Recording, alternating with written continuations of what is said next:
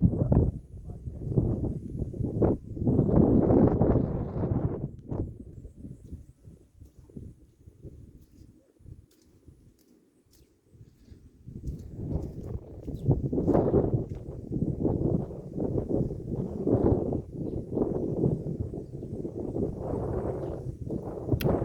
have these solar panels here,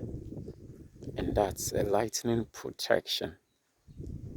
The purpose of or the work of this lightning protection is we are in this is a mountainous area, and then when it's raining or sometimes there are lightning and stuff like that, this is going to take care, or this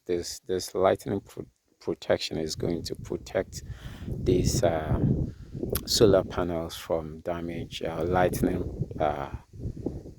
damage and stuff like that.